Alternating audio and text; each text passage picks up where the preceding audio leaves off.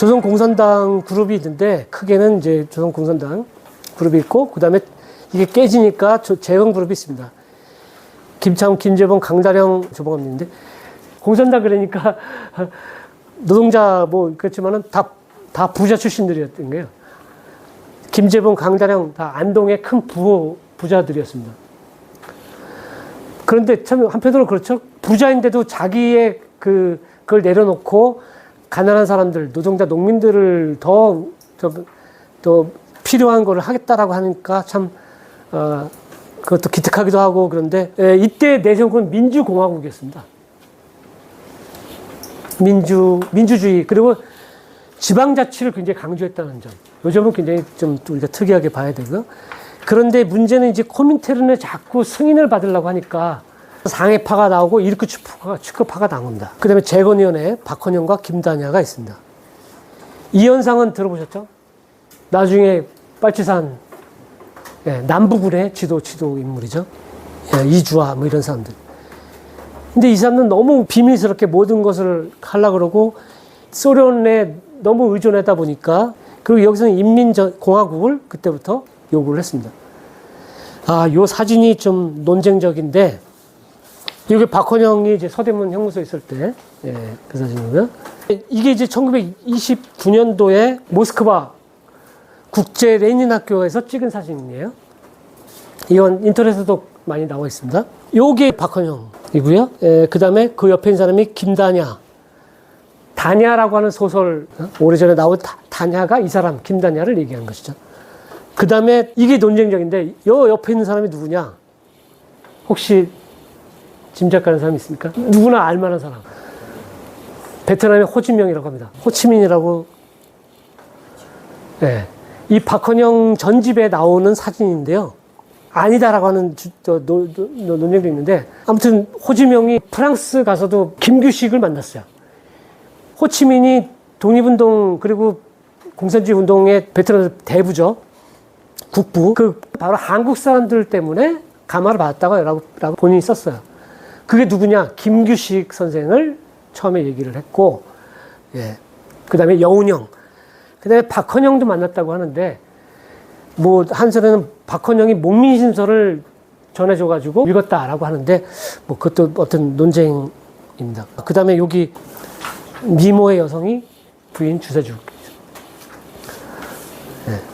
근데 웃긴 거는 박헌영이 국내로 들어와서 활동하다가 감옥에 갔을 때 절친이었던 김다냐하고 그 주세죽이 또 결혼을 합니다.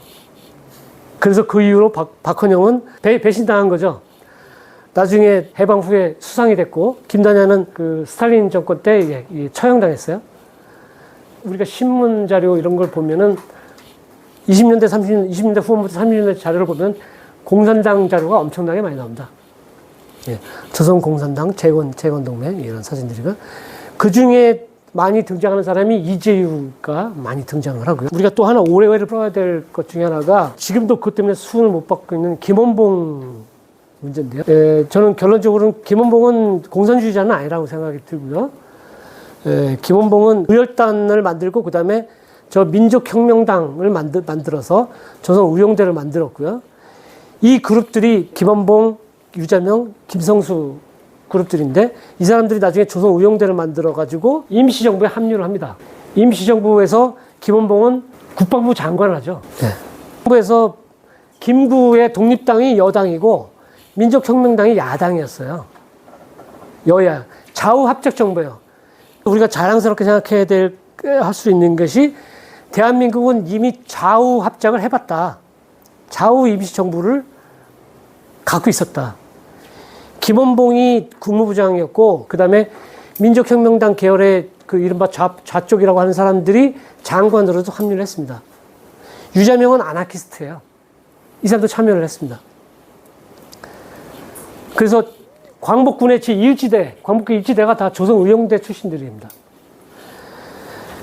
그리고 그 중에서 조선의용대의 그 실무 부대들이 3개 지대가 있었는데 3개 지대가 중국 국공 내전이 일어나서 황하를 건너서 저 화북으로 넘어갔습니다.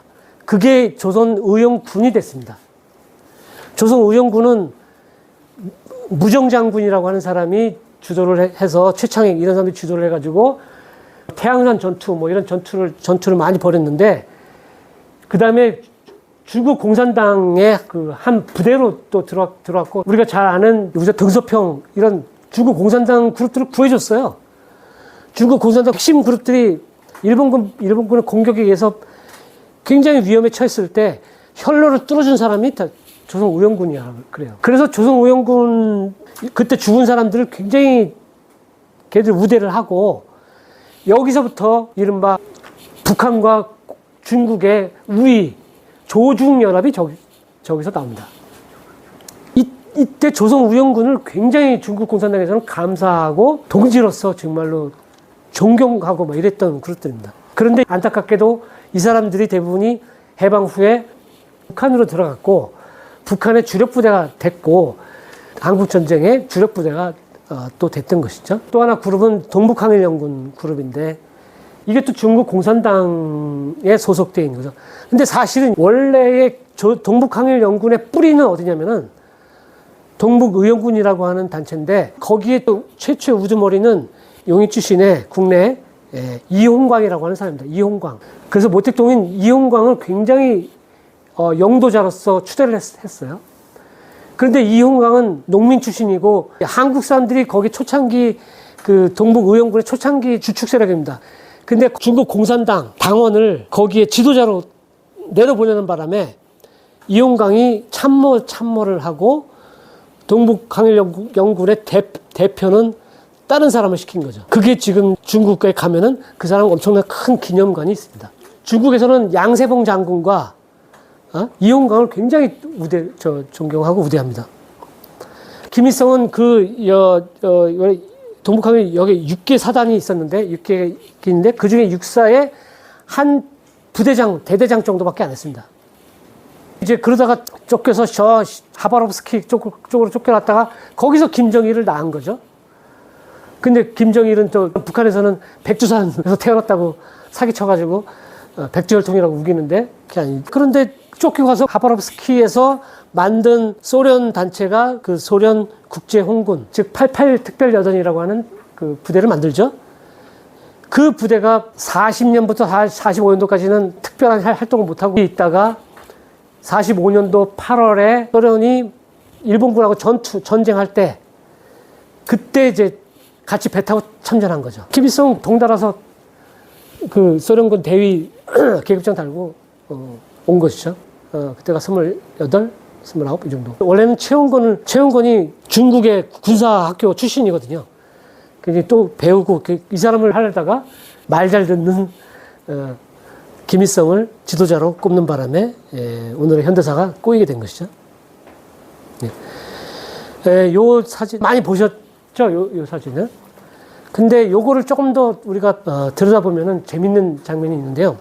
여성들 있고 여기에 이제 검은 깃발이 있고 여기 뭐라고 썼습니까? 이렇게 풀어쓰신 거죠. 여긴 조선의용대라고 이렇게 썼습니다. 그런데 저는 이거보다 감동적인 게 바로 밑에 영어입니다. 오, 딱 아시네요. 볼런티어라고 썼어요. 자원봉사자예요. 이 사람들이 다 나중에 조선의용대 참모장도 하고 뭐 일지대장, 이지대장 다 한 사람인데 볼런티어라고 썼어요. 그런 점에서 감동적인 게 그 사람들이 쓴 게 우리가 나라를 되찾는데 무슨 그걸로 보상을 기대하느냐. 내가 백성으로서 백성이 할 일을 다 한 것일 뿐이다.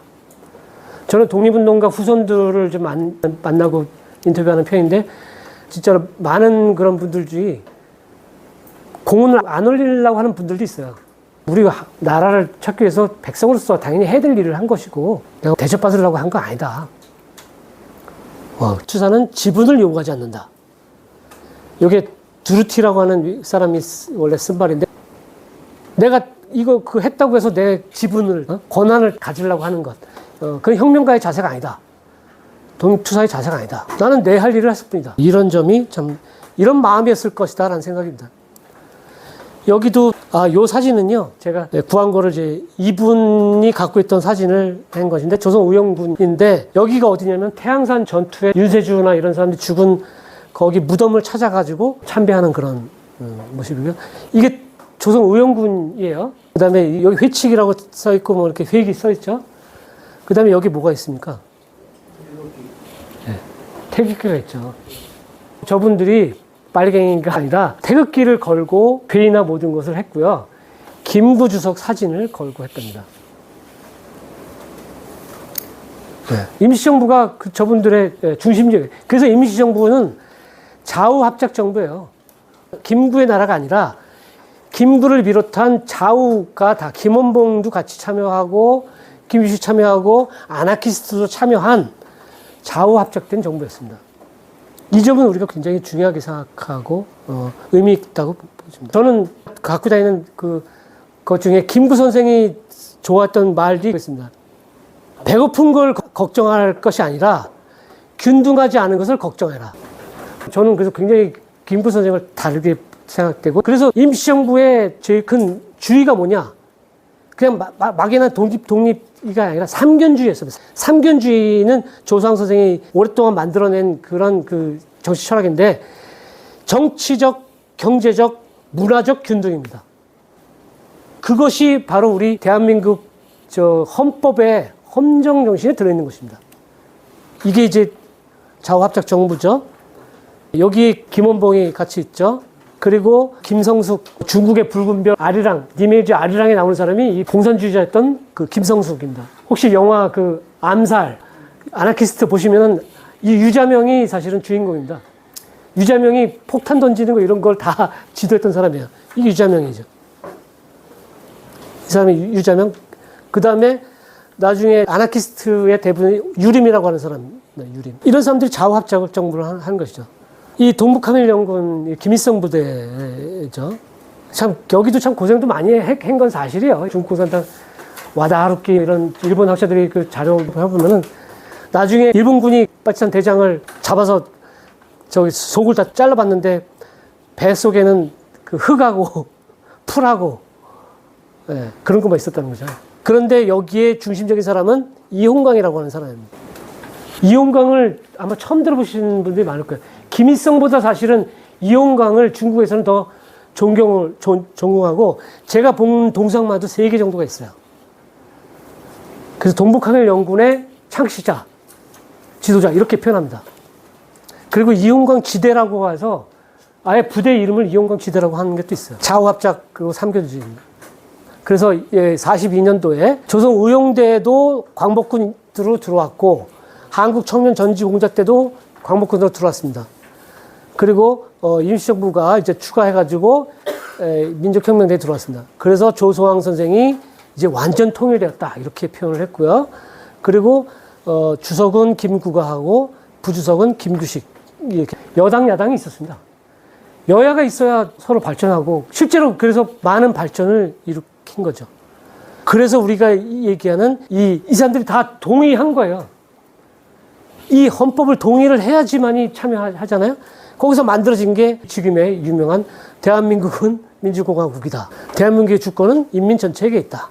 이게 만들어지게 된 것이죠. 이 역사적인 이런 게, 그리고 이런 좌우합작 정부가 만들어졌다는 거.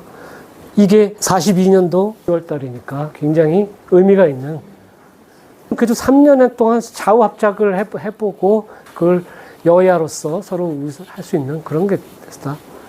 우리 전통이 절대 짧지 않고, 사회주의적인 사회를 먼저 공리를 생각했고, 노동자, 농민이라든가 약자들을 보호하려고 하는 그런 의식을 갖고 있었고, 같이 잘 살자, 더불어 같이 잘 살자라고 하는 의식이 우리 선조들한테 있었다는 것을 오늘 이걸 통해서 말씀드리려고 했습니다. 오늘 계속 많은 말씀 주시고 여러 가지 생각해 주셔서 감사합니다. 네, 오늘 마쳤습니다.